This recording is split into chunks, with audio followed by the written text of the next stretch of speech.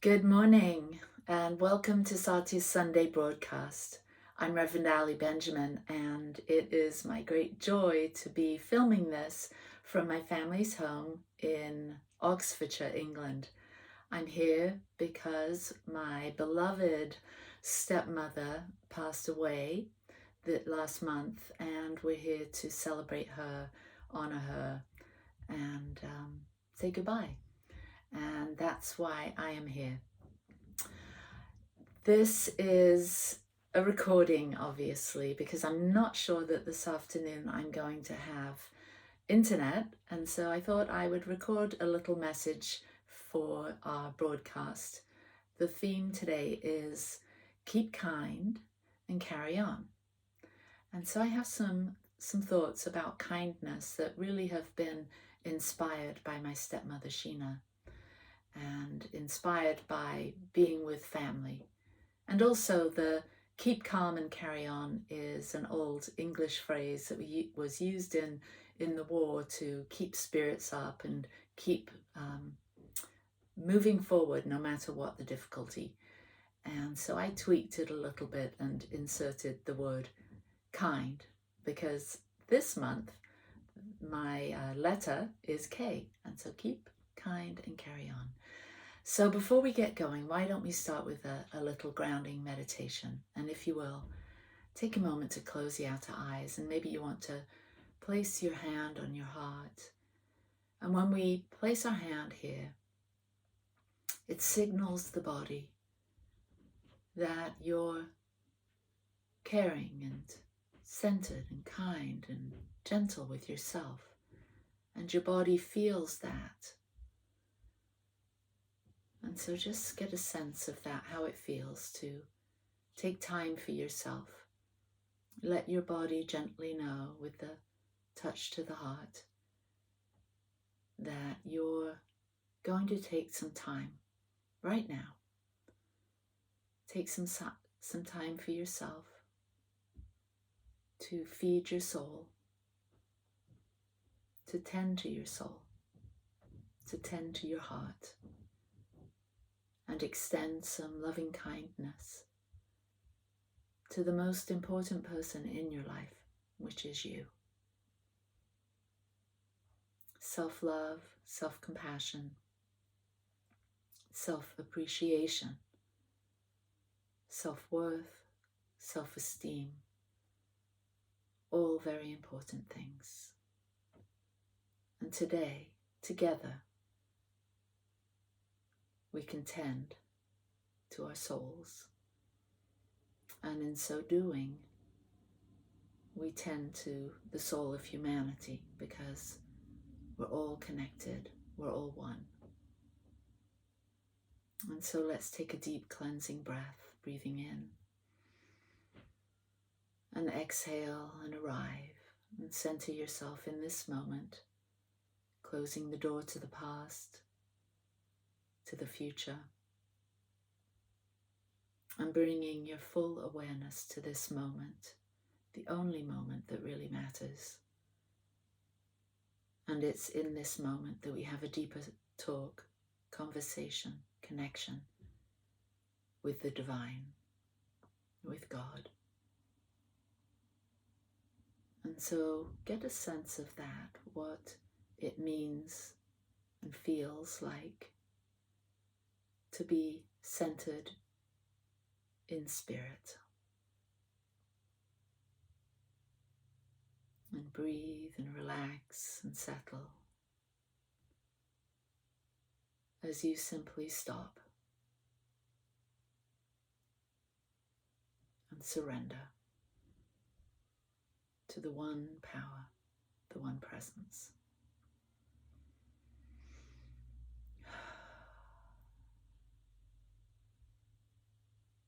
And as you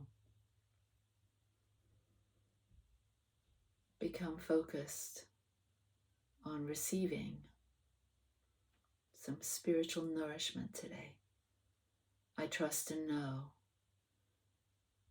that what is shared here truly inspires, supports, and transforms and heals a situation or relationship, something that's going on for you. And receive that blessing right now. Take another breath.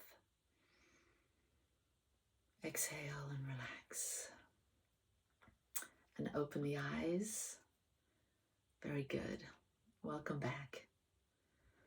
So I've chosen this phrase, keep kind and carry on, as a way of holding some thoughts that I have about what it means to keep kind, to be kind, and to extend that kindness not only to the self, but to the people in your life, the experiences in your life, and to the physical dimensions of your world, your space, your home, your workplace, your environment.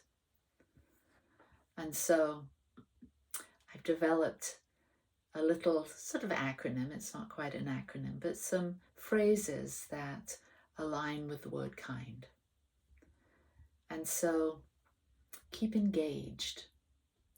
What does it mean to be engaged? I looked it up in the dictionary, and it's greatly interested or committed. And so as we keep engaged with the people in our lives, we can engage mentally, we can engage physically, spiritually, emotionally. And this is an important dimension of building connections, of extending loving kindness. It's staying engaged, really connecting with those people, places, and things that mean so much to us. So you might want to explore some ways that you can be more engaged with the people, places, and things that are most important to you. And what would it look like if you were more engaged? If you gave more attention, more concern to those things? How might that develop your connection? How might it broaden your perspective? How might it enrich the very experience you have with your family, let's say? I'm here in England with my family, and as I have been formulating my thoughts around kindness, I've realized that I have an opportunity here, the perfect opportunity, to get to know my nieces and my nephews, my brother and my sisters and brother-in-law, sister-in-laws. And as I do so, it's been really revealing. I tend to be very introverted, and so I have a tendency to observe a lot, listen a lot, and not participate as much. And so with this in mind, I've been more interested in finding out about them, asking questions. And in this way of engaging, of being curious, interested and curious, and those are the next two words in my KIND acronym, I'm eager to learn something about them. I'm interested in knowing what they're interested in. And this has really enriched our conversations. It's very different to move from being an observer to being fully engaged. And I like it. It's giving them an opportunity to know me a little more. I've realized as I've switched a little bit to be more engaged and more proactive, that it's actually a way of them getting to know me a bit more and sharing. Yesterday we went to my childhood home, actually two of them. The home I lived in from when I was 4 years old until 7, and the home I lived in from 7 until I was 14. And going to those places, although we didn't actually go into the buildings, we walked around the countryside. We walked along the trails and the woods and the pathways that I had done so as a very young child. And so I pointed out things that I was excited to see, the bluebells blooming in the woods, and the beautiful new green foliage that's out right now. And talking about this and engaging in this way, being interested and curious as to how they're experiencing the same thing that I'm experiencing, it deepens our connection, it deepens our relationship. And really what we're doing, because we're doing this in this surface, in this physical world, what I'm realizing is I'm also deepening in spiritually to the very body of the divine, having a deeper connection to the physical body of God, because God is three in nature.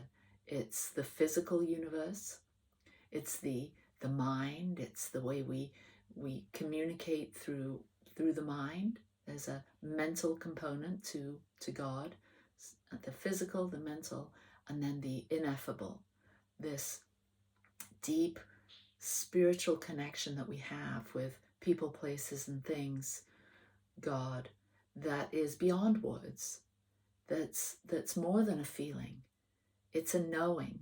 It's a sense of belonging. It's an answer to that age-old spiritual question, who am I? And as we explore that deeper sense of who I am as a spiritual being, there's this deep sense of peace, the peace that passes all understanding. And so, yes, I'm connecting with my family. Yes, I'm having a physical, emotional, and mental experience, but I'm also having a rich, deep, spiritual connection, not only to the people and the places, but to the greater, to the God, to the ineffable, the nameless, the unknowable, that is experienced through this practice of loving kindness, of keeping kind and carrying on and moving through the world. So K, keep engaged. I, interested and curious. And then N, nurturing and supportive. So how can I be more nurturing? How can you be more nurturing and supportive of the very life you're living? Not just the people in your life, but how can you be more nurturing and supportive of yourself? How can you be more attentive to creating a beautiful experience for yourself, one that lights you up, that brings meaning and fulfillment? How can you get deeply supportive of your own interests? Start to move down the line of building content and structure to the things that maybe you haven't thought you've had time for. Maybe you were interested in things as a child that you sort of put away because you didn't have the time, you didn't have the money, you didn't have the energy. Maybe it's time to re-examine, re-explore those interests, those things that you would like to engage in, hobbies, activities. Maybe it's time to go to the craft store and pick up some paints. Maybe it's time to take a class in flower arranging, or do a physical class, take a course in aerobics, or I don't know. I'm going to a rowing competition this afternoon. My brother is a rowing coach.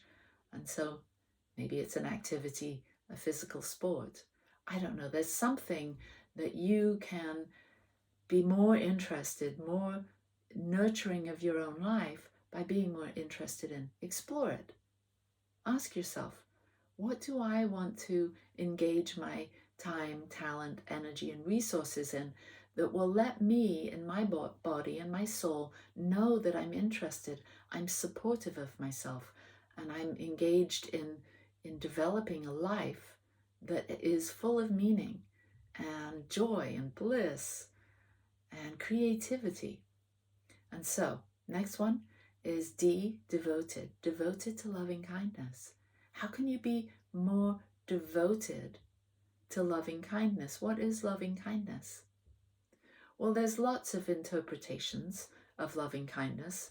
In the English dictionary, it says, loving kindness is a feeling of benevolent affection. Benevolent affection. Affection for everything and everyone, just as it is. And that feels really good. Sort of unconditional care and loving attention. In the Buddhist world, loving kindness, or metta, is thought of as a mental state or attitude cultivated and maintained by practice. I love that, because we can take a spiritual concept and put it into practice in our life. This cultivation of loving kindness is an essential part of Buddhism, and it can be an essential part of your life. I know it's an essential part of my practice. And so how do we do metta, or how do we practice loving kindness?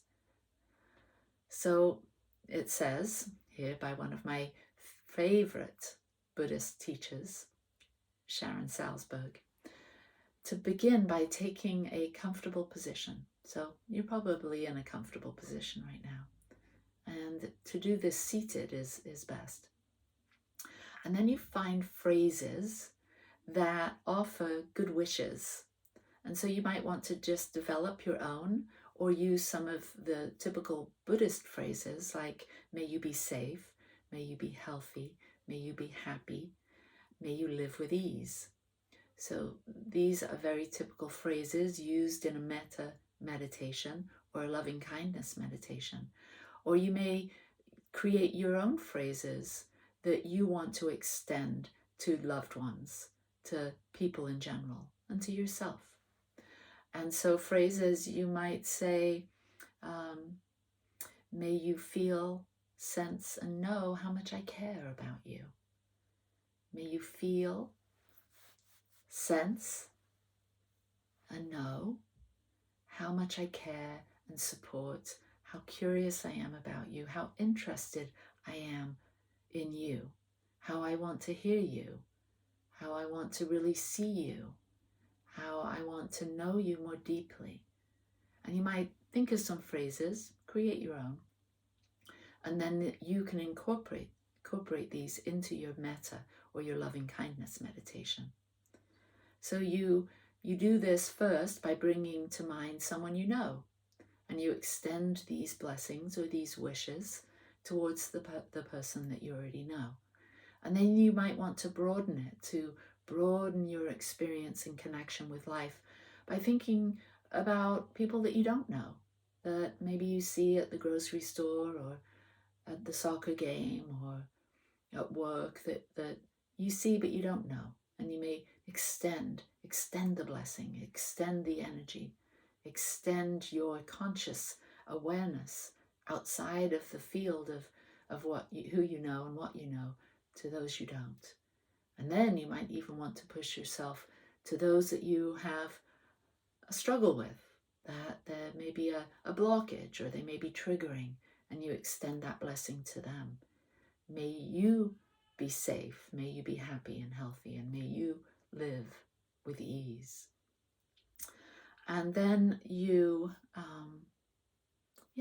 so those are the different people and experiences that you can extend this metta, this loving kindness meditation to. And so practice this throughout the week. See how it goes, and see how it maybe expands your feeling of belonging, your feeling of connection to life and to the spaces and the places you visit, and to the people that not only the ones that are so near and dear to you already, but those that maybe are potential friends, those that you haven't maybe given time and attention to, that you haven't developed this kindness, this keeping engaged, interested and curious, nurturing and supportive, and devoted to loving kindness. And so maybe you broaden your field of friends. So this is my message. This is something I hope, well, I know it's very important to me, and I hope it becomes an important practice for you. And I hope this has helped to heal your heart today and transform and inspire you. So let's close with a prayer, closing the outer eyes and becoming still and knowing that right here and now, there's only one life. This life is God's life. This life is perfect. This life is our life now. And as we connect in this one life, this one experience, we know that we're all related, we're all connected, interdependent. And in that awareness, we become aware that what we do here in our prayer affects not only ourselves and our immediate environment and circle of friends and family, but it extends out to all humanity. And so let us know together, let us affirm and declare our wishes and our prayers for our loved ones, that all beings without exception feel safe and strong. May all beings without exception be happy and healthy. And may all beings without exception be free to love and move and be in the world with ease and grace. May we all be lifted up by these words. May we accept this blessing, and may we feel a great sense of belonging right where we are, and feel great gratitude for all of our blessings, for all that we've experienced in our lives, for all that we have, and all that we're going to receive and be and experience moving forward. So I give thanks for this time together. I give thanks for the abundance of blessings that we experience every day and those that are coming our way. And I release this prayer with joy in my heart that we truly have inspired minds today, healed hearts, and transformed lives. Peace and blessings to you, and so it is. Namaste.